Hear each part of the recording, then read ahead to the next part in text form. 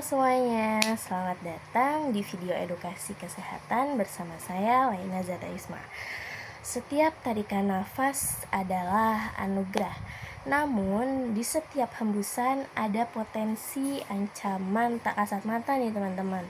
Sebuah ancaman yang jika tidak kita waspadai bisa menyebar luas dan menginfeksi seluruh komunitas kita. Ancaman itu adalah pneumonia. Dan hari ini kita akan membahas fenomena yang disebut agregat komunitas penyakit infeksi pneumonia.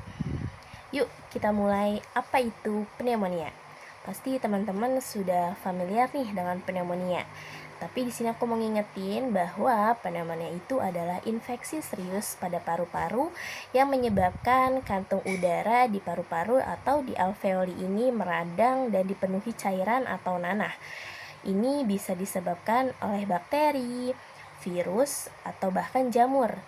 Dan gejalanya pun bervariasi di teman-teman. Tapi umumnya itu batuk berdahak, demam, sesak nafas, nyeri pada dada, dan kelelahan. Jika tidak ditangani dengan baik, pneumonia ini bisa sangat berbahaya, bahkan mengancam jiwa, terutama pada kelompok rentan loh teman-teman. Nah, sekarang kita masuk ke inti pembahasan. Teman-teman pasti bingung nih, agregat komunitas penyakit infeksi pneumonia itu apa sih? Maksudnya apa?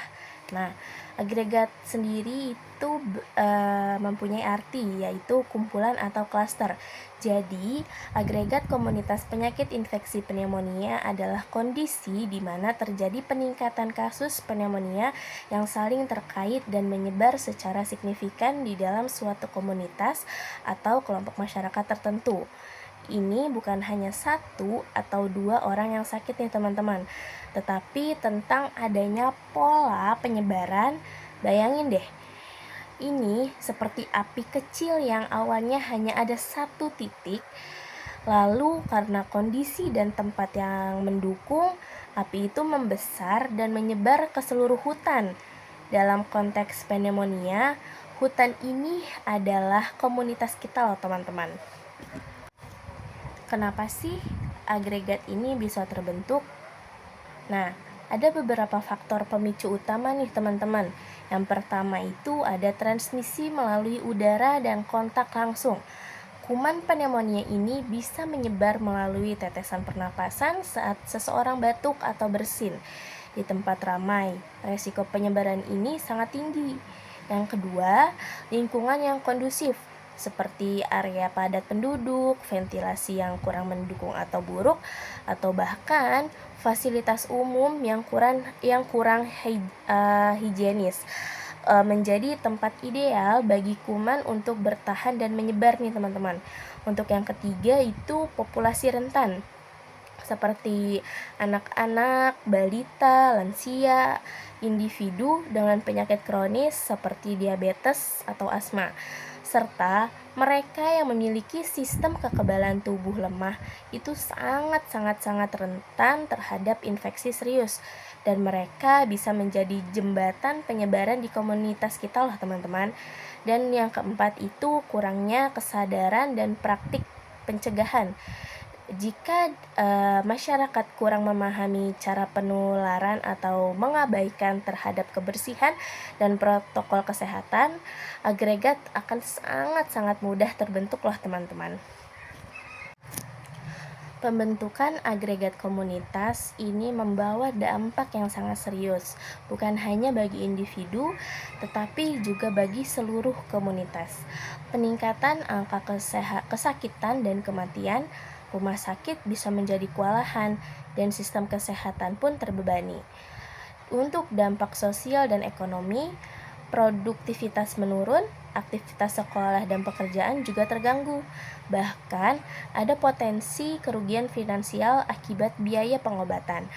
Peningkatan resiko komplikasi pada kelompok rentan. Agregat ini bisa memicu wabah yang lebih besar jika tidak segera ditangani.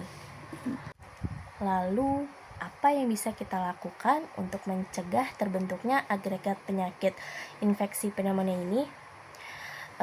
Ini merupakan tanggung jawab kita bersama loh teman-teman. Yang pertama dan yang paling penting itu vaksinasi. Vaksin pneumonia ini tersedia dan sangat efektif dalam melindungi dari berbagai jenis bakteri penyakit pneumonia. Pastikan teman-teman dan keluarga mendapatkan vaksinasi yang direkomendasikan, terutama untuk kelompok rentan. Yang kedua, terapkan hygiene pribadi yang ketat. Selalu cuci tangan dengan sabun dan air yang mengalir, terutama setelah batuk atau bersin dan sebelum makan. Hindari menyentuh wajah dengan tangan yang kotor. Untuk yang ketiga itu ada etika batuk dan bersin nih teman-teman. Untuk etikanya itu tutup mulut dan hidung dengan siku atau tisu saat batuk atau bersin nih teman-teman. Lalu segera buang tisu dan cuci tangan. Yang keempat, hindari kerumunan dan jaga jarak jika memungkinkan. Hindari tempat ramai, terutama saat ada wabah penyakit pernapasan teman-teman. Jaga jarak fisik dengan orang yang sakit. Yang kelima, gunakan masker saat sakit.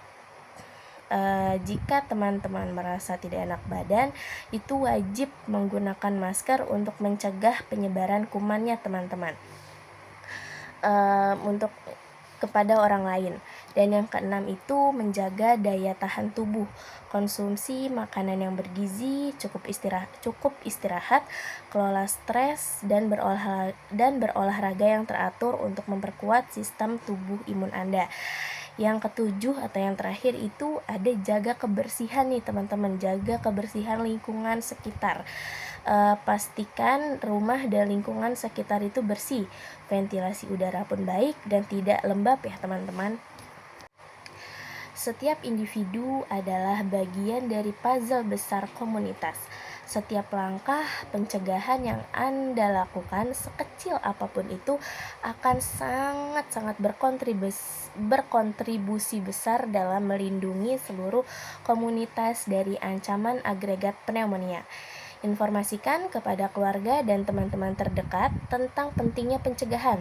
Jadilah agen perubahan di lingkungan teman-teman. Ingat, kesehatan kita saling terhubung. Jangan biarkan agregat komunitas penyakit infeksi pneumonia menjadi cerita pahit di lingkungan kita. Dengan kesadaran, tindakan, dan kerjasama, kita bisa membangun komunitas yang lebih kuat, lebih sehat, dan lebih tangguh. Mari bersama wujudkan komunitas bebas pneumonia. Lindungi diri teman-teman, lindungi keluarga, dan lindungi komunitas kita. Sehat dimulai dari kita. Mungkin segitu saja video edukasi kesehatan tentang pneumonia agregat komunitas dari saya. Kurang lebihnya mohon maaf. Wassalamualaikum warahmatullahi wabarakatuh.